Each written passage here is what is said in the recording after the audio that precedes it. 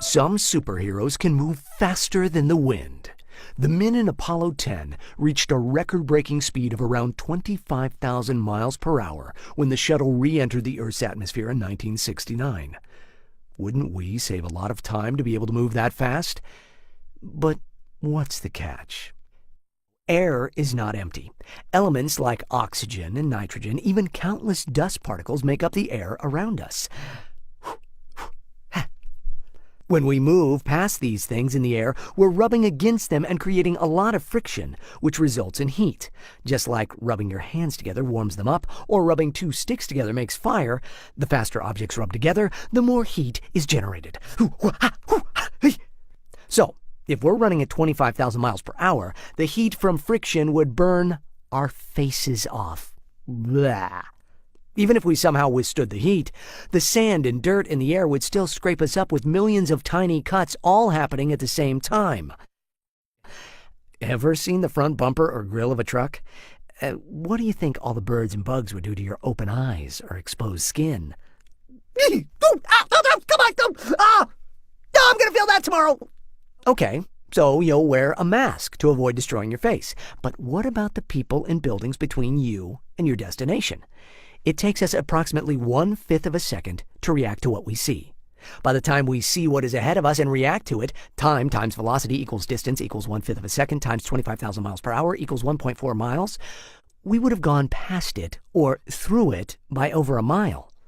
We're either going to kill ourselves by crashing into the nearest wall at super speed, or worse, if we're indestructible, we've essentially turned our bodies into missiles that destroy everything in our path. So, long-distance travel at 25,000 miles per hour would leave us burning up, covered in bugs, and leaves no time to react. What about short bursts to a location we can see with no obstacles in between? Okay, let's say a bullet is about to hit a beautiful damsel in distress.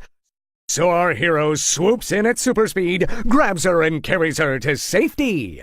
That sounds very romantic. But in reality, that girl will probably suffer more damage from the hero than the bullet if he moved her at super speed. Newton's first law of motion deals with inertia, which is the resistance to a change in its state of motion. So an object will continue moving or staying at the same place unless something changes it.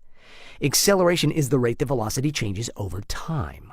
When the girl at rest, velocity equals 0 miles per hour, begins accelerating to reach the speed within seconds, velocity increases rapidly to 25,000 miles per hour, her brain would crash into the side of her skull, and when she stops suddenly, velocity decreases rapidly back to 0 miles per hour, her brain would crash into the other side of her skull, turning her brain into mush. The brain is too fragile to handle the sudden movement. So is every part of her body, for that matter. Remember, it's not the speed that causes the damage because the astronauts survived Apollo 10. It's the acceleration or sudden stop that causes our internal organs to crash into the front of our bodies the way we move forward in a bus when the driver slams on the brakes. What the hero did to the girl is mathematically the same as running her over with a space shuttle at maximum speed.